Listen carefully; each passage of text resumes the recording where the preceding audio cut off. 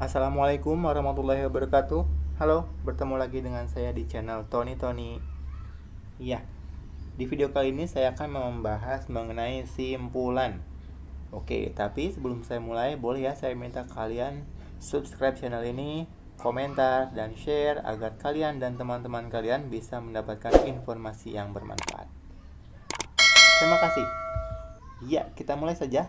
Saya mulai dengan sebuah teks. Ada sebuah teks yang terdiri dari dua paragraf.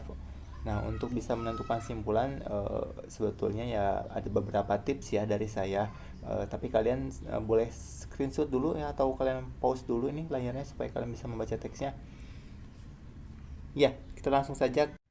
Oke, kita mulai saja ke soal dan pilihan ganda. Simpulan yang sesuai dengan teks tersebut adalah, nah, sebelum saya bahas pilihan gandanya, saya harap kalian paham dulu definisi simpulan ya.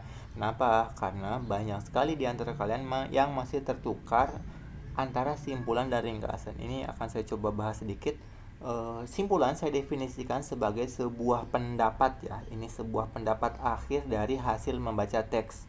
Sedangkan ringkasan itu rangkuman atau meringkas atau menuliskan kembali teksnya, tetapi dalam bentuk lebih singkat, lebih ringkas seperti itu.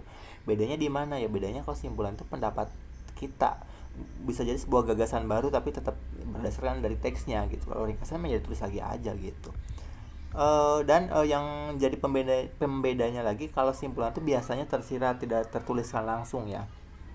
Maksudnya apa? Kalau misalnya saya ambil contoh seperti ini, misalnya ada sebuah teks narasi gitu ya. Nah, teks narasi itu kan biasanya ada amanat. Nah, amanat itu kan seringnya tersirat, tidak tertulis atau tidak dituliskan langsung, tapi ada sebetulnya dalam teksnya. Dan kalau ringkasannya tadi ya ditulis langsung gitu. Jadi kalian nanti kalau mau memilih jawaban simpulan, usahakan yang pilihan jawabannya yang tidak tertulis langsung, karena kalau tertulis persis mungkin nanti bukan jadi simpulan, bahkan nanti mungkin jadi pernyataan yang benar berdasarkan teks itu ya gitu. Nah, kita mulai satu persatu ya. Dari pilihan ganda A. Tidak hanya manusia yang mengalami mimpi, binatang pun mengalami mimpi. Ini ada di teks dan tidak mewakili seluruhnya ya. Ini hanya bagian dari paragraf 2, berarti yang A itu salah. Yang B, para peneliti masih mengembangkan sumber mimpi yang terjadi pada binatang. Sama, ini pun ngomongin mimpi pada binatang. Ini adanya hanya di paragraf kedua.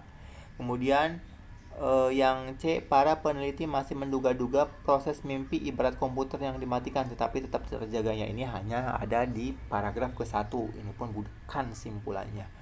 Kemudian D, mimpi merupakan perasaan yang terbawa dari saat kita terjaga yang masih diinginkan oleh orang-orang yang bermimpi tersebut. Ini pun hanya membahas bagian dari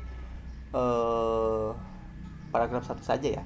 Nah, sedangkan yang E, pertanyaan tentang asal mimpi sudah sejak lama dan hingga kini para peneliti masih menyelidiki asal atau sumber mimpi. Ini mencakup keseluruhan dan merupakan pendapat baru kan gitu. Memang tadi teksnya ngomongin tentang ya para peneliti masih meneliti mimpi itu dari mana, sampai sekarang belum jelas seperti itu.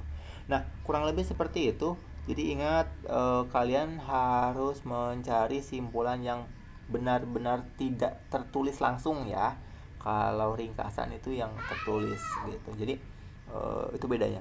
Dan saya harap kalian paham teksnya. Jadi misalnya kalian baca teks tadi, dari kalimat-kalimat utamanya kalian bisa memprediksi, oh teks 1 ngomongin apa, paragraf 1 ngomongin apa, paragraf 2 ngomongin apa. Kenapa? Karena ini kan nanti komponennya komponen pemahaman bacaan. Jadi memang kalian harus berlatih memahami dengan cepat sebuah bacaan. Seperti itu saja dari saya, mudah-mudahan bermanfaat. Kalau misalnya ada request, silahkan tulis di kolom komentar. Terima kasih. Wassalamualaikum warahmatullahi wabarakatuh. Jadi jawabannya E ya. Oke.